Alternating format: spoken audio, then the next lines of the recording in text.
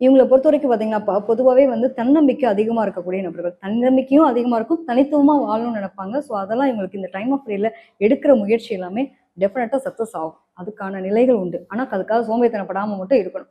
இவங்கள பொறுத்தவரைக்கும் என்னன்னா, "நீ லேசியா இருக்கியா? இல்ல நார்மலா கரெக்ட்டா இருக்கியா?" அப்படிங்கிற ஒரு விஷயத்த மட்டும் ஒரு சோதனை பண்ணிட்டே இருப்பாரு நம்ம சனி பகவான். ஸோ, அத மட்டும் உங்க பார்த்துக்கோங்க. உடல் ஆரோக்கியம், நரம்பு தொடர்பான விஷயங்கள் இதெல்லாம் கொஞ்சம் கவனமா இருக்கணும். நெறைய பேர் பார்த்தீங்கன்னா, கண் செக் பண்ணுவாங்க.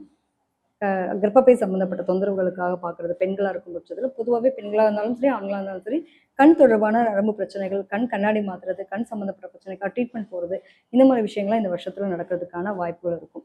நெறைய பேருக்கு நான் குடுத்த பணம் வரமாட்டேங்குதுங்க. நான் வாங்கினா கட்ட முடியல. இந்த மாரி இருக்கவங்களுக்கு, நெறைய பேருக்கு கடன் அடையக்கூடிய காலகட்டம். ஆனா, கூடுதல் கடன மட்டும் ஒரு கடன் அடைக்க இன்னொரு கடன வாங்கக்கூடாது. கடன் அடையறதுக்கான முயற்சி எடுத்துட்டீங்க அப்படின்னா, டெஃபினட்டா கடன் அடையறதுக்கான வாய்ப்புகள் கிடைக்கும். அதே மாரி இவங்க குடுத்துருக்காங்க, அந்த பணம் வரல அப்படின்னா, இந்த டைம்ல கொஞ்சம் கொஞ்சமா வரும். எப்பயுமே லம்சம் அமௌண்ட் நம்ம கைக்கு வருதா அப்படின்னு பார்த்தீங்கன்னா, கண்டிப்பா இல்ல. கொஞ்சம் கொஞ்சமா அமௌண்ட் வரும். இவங்களுடைய நாலேட்ஜ் எல்லாம் முடங்கி போயிருந்துச்சு அப்படின்னா, அந்த நாலேட்ஜ் எல்லாம் வெளில வரும். அடுத்த கட்டமா நம்ம என்ன பண்ணலாம்? புதுசான ஒரு ஐடியாலஜி. இப்ப எனக்கு வந்து நான் இத பண்ணவா, அத பண்ணவா சொல்லுவாங்க இல்லையா? இறங்குறதுக்கு முன்னாடி 1000 வாட்டி யோசிக்கலாம். இறங்கிட்டோம்னா ஸ்ட்ராங்கா நிக்கணும். ஸ்ட்ராங்கா இருக்கணும். இவங்க என்ன பண்ணுவாங்கன்னா, இப்ப இறங்கி பாதி தூரம் போயிட்டு, இந்த பக்கம் போறதா, அந்த பக்கம் போறதான்ற ஒரு குழப்பத்துல இருப்பாங்க.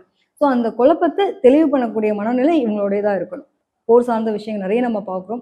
இது எல்லாமே நம்ம பாசிட்டிவா சொன்னா கூட உலகம் முழுக்க நடக்கக்கூடிய விஷயங்கள் நம்மளுடைய வாழ்க்கையில மாற்றங்களும் தரப்படுது. ஸோ இவங்க வந்து கொஞ்சம் உங்களுடைய எதிர்கால சிந்தனைக்காக கொஞ்சம் சேவிங்ஸ் அப்படின்றது வேணும் அப்படிங்கிறது இந்த டைம் பீரியட்ல எடுத்துக்கிறது பெட்டர். எப்பயுமே வந்து பணம் விரயமாகுது. எது அது அனாவசியம், எது அத்தியாவசியம்ன்றத தெரிஞ்சுக்கிட்டாங்கனாலே உங்க வாழ்க்கை ரொம்ப சிறப்பா இருக்கும்.